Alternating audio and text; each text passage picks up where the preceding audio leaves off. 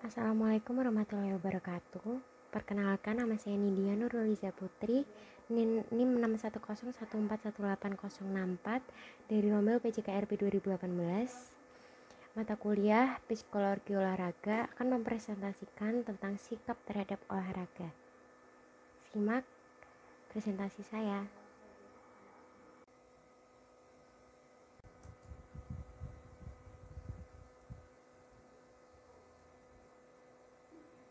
Yang pertama kita akan membahas tentang definisi sikap. Sikap itu apa sih? Yang pertama, sikap itu adalah kesediaan untuk merespons secara konstan dengan cara positif ataupun negatif terhadap objek atau suatu situasi tertentu. Kalau fungsi sikap dalam defensif ego, yaitu sifatnya itu bisa melindungi diri, menutupi kesalahan, agresi, dan sebagainya. Dalam rangka itu untuk mempertahankan dirinya sendiri. Sikap ini mencerminkan kepribadian individu yang bersangkutan dan masalah-masalah yang belum dapat diselesaikan secara tuntas sehingga individu berusaha mempertahankan dirinya secara tidak wajar karena ia merasa takut dalam kehilangan statusnya. Kita sebagai guru maupun pelatih maupun orang tua, kita harus mengenali bagaimana orang itu tuh menggunakan sikapnya untuk membuat diri mereka tuh merasa lebih baik gitu.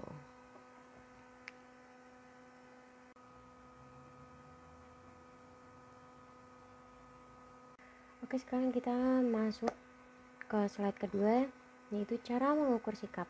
Bagaimana sih cara mengukur sikap yang baik? Cara mengukur sikap itu ada dua sebenarnya. Yang pertama, cara mengukur sikap langsung maupun tidak langsung. Tetapi di psikologi olahraga ini kita bisa memakai atau yang sering digunakan orang-orang itu menggunakan cara mengukur dengan yang langsung, cara langsung. Pengukuran sikap secara langsung itu dibagi menjadi tiga, yaitu skala Likert, skala diferensial tematik, dan skala Thurston.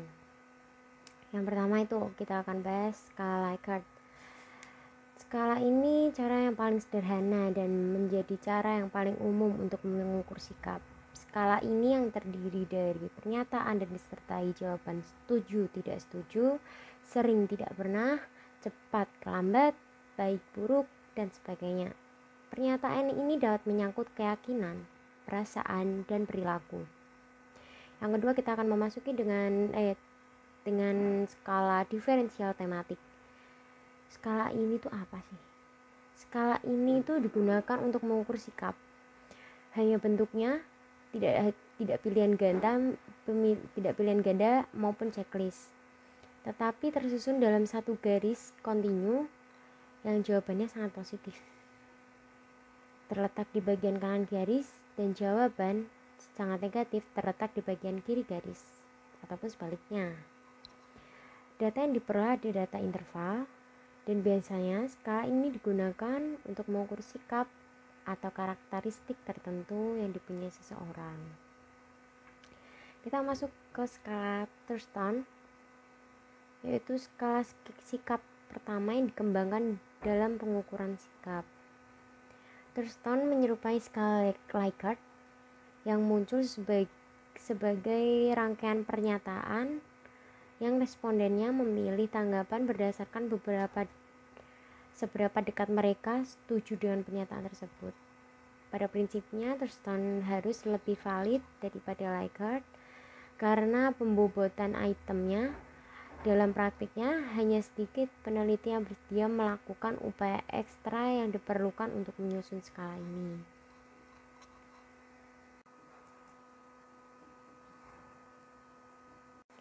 Lalu kita ke slide selanjutnya, yaitu faktor-faktor yang mempengaruhi sikap terhadap olahraga. Yang pertama, sebenarnya sih ada 5 nih, kita bahas satu-satu.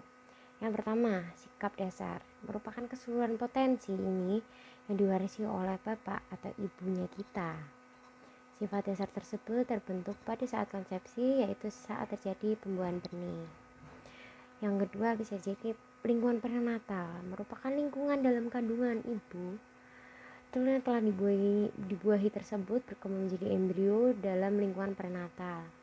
Pada periode ini, individu mendapatkan pengaruh-pengaruh secara tidak langsung dari ibu. Terus yang ketiga yaitu perbedaan individual. Perbedaan individual ini salah satu faktor yang mempengaruhi proses sosialisasi. Proses perorangan ini meliputi perbedaan ciri-ciri fisik seperti warna kulit, warna mata, rambut, bentuk badan, serta ciri personal dan sosial. Terus yang keempat ini faktornya ada lingkungan pasti banyak sih ya. Lingkungan merupakan situasi dan kondisi di sekitar individu yang mempengaruhi proses sosialisasi, dapat dibedakan atas lingkungan alam, lingkungan kebudayaan, serta lingkungan sosial. Terus yang terakhir yaitu motivasi nih. Motivasi itu sangat pengaruh. Motivasi ini kekuatan dari dalam diri individu yang menggerakkan untuk berbuat sukses, dibedakan menjadi dua, yakni dorongan dan kebutuhan. Jadi 5 faktor yang mempengaruhi sikap itu ada sifat dasar, lingkungan prenatal, perbedaan individual, lingkungan, dan motivasi. Menurut saya yang paling berpengaruh itu pertama itu dari lingkungan sekitar kita juga sih.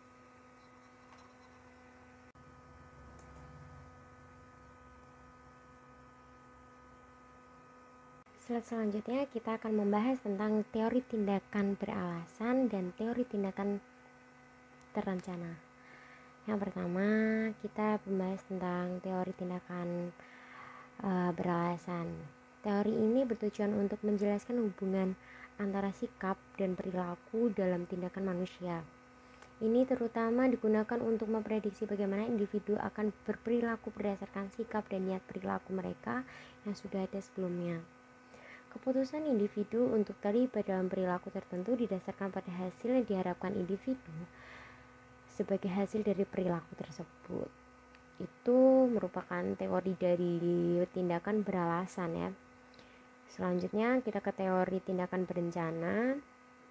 Teori ini hubungannya antara keyakinan dan perilaku. Kalau tadi kan teori tindakan beralasan itu kan hubungan antara sikap dan perilaku nih. Kalau tindakan terencana ini hubungan antara keyakinan dan perilaku. Teori ini menyatakan bahwa perilaku, norma subjektif, dan persepsi pengendalian perilaku bersama-sama membentuk niat perilaku individu dan perilaku. Jadi yang perlu diingat di sini sekarang itu teori beralasan ini hubungannya antara sikap dan perilaku. Kalau tindakan terencana ini hubungannya keyakinan dan perilaku.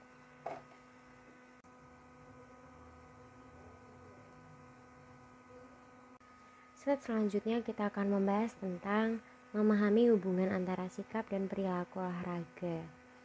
Yang pertama, menurut saya nih ya, menurut pencarian saya ini, saya menemukan dari Ajen dan Fishbein telah menghasilkan model hubungan antara sikap dan perilaku yang terbukti populer dalam psikologi olahraga yang disebut Theory of Reason Action atau TRI.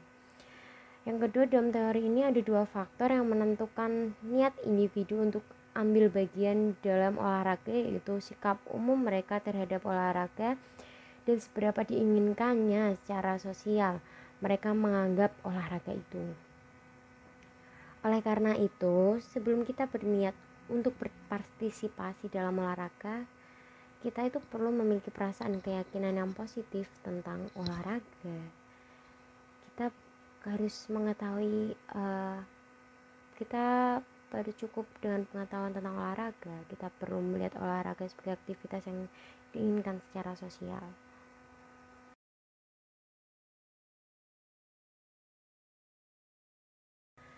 Oke, selanjutnya itu Trans-theoretical model.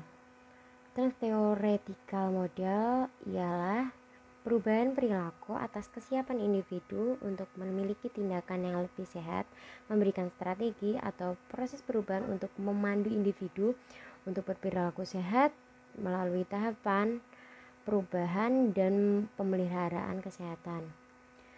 Model ini menjelaskan bagaimana individu memodifikasi perilaku yang menjadi masalah dan memperoleh perilaku positif. Model ini yang fokus pada pembuatan keputusan oleh individu. Ada 5 tahapan menuju perubahan bagi individu. 5 tahapan menuju perubahan bagi individu. Yang pertama yaitu prakontemplasi atau belum menyatakan atau belum siap untuk berubah. Yang kedua adalah kontemplasi atau mempertimbangkan untuk berubah. Yang ketiga persiapan atau komitmen yang serius untuk berubah. 4 aksi atau perubahan dimulai. 5 pemeliharaan atau mempertahankan perubahan.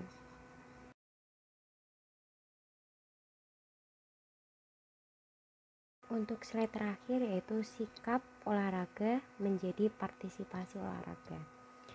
Kalau menurut saya, sebelum kita berniat untuk berpartisipasi dalam olahraga itu, kita perlu memiliki perasaan dan keyakinan positif itu tentang olahraga. Apa sih itu olahraga? Kita perlu mendalami tentang apa itu olahraga. Dan kita tuh juga perlu melihat olahraga sebagai aktivitas yang diinginkan secara sosial. Atau mungkin kita bisa tahu apa sih manfaat dari olahraga tersebut. Terus kita tahu sejarahnya olahraga yang kita ingin ikuti. Kita harus tahu sebenarnya kita harus mencari tahu tentang apa sih itu olahraga itu. Itu menurut dari saya. Sekian dari saya presentasi kali ini. Terima kasih.